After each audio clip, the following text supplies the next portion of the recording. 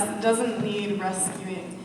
This princess doesn't need rescuing. This princess doesn't need rescuing. Maybe if I say it on repeat, like the kids staying after class to write lines on a chalkboard, the virtue that I am so bad at possessing will sink into being the way chalk dust sticks to skin.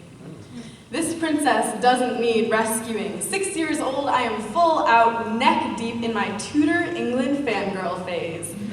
I want to be a princess more Elizabeth I than Cinderella. Give me the power to defeat the Spanish Armada, and I will give you all the glass slippers in the world.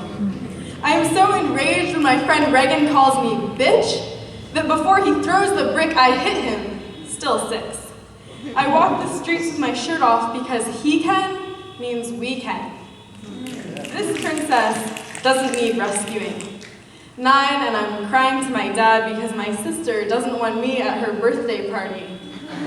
Real life problems, am I right? Dad sits me down on the living room floor and we play Yahtzee, a game originally designed for rich people on yachts, but the sound of shaking dice does a pretty good job of covering the sound of sniffles on land when ground you thought was solid starts shaking underneath you. This princess doesn't need rescuing. 14, 2 years of crying every day are over. My best friend asks me one night, truth or dare at a skate park, why didn't you tell us? Why didn't I know? And I guess I wanted her to see Rapunzel's tower when I was no longer trapped in there. Climbing a rope to a place that is your prison no longer pulls at the scalp a little less than offering up your locks of hair as the way up to the place that is your prison still.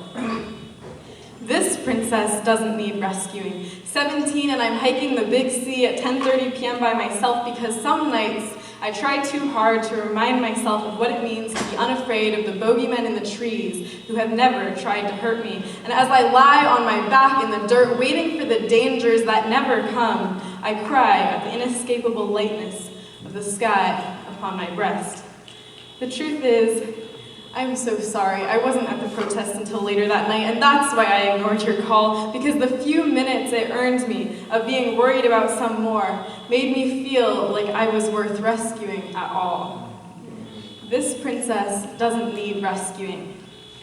I guarantee you I don't try to be a damsel in distress, but I am done with pretending that the towers that imprison us, or the curses that bind us, or the midnights that end enchanted lives don't exist. You see, when it comes to greet me, my distress is less a function of my sex than a fact of my humanity.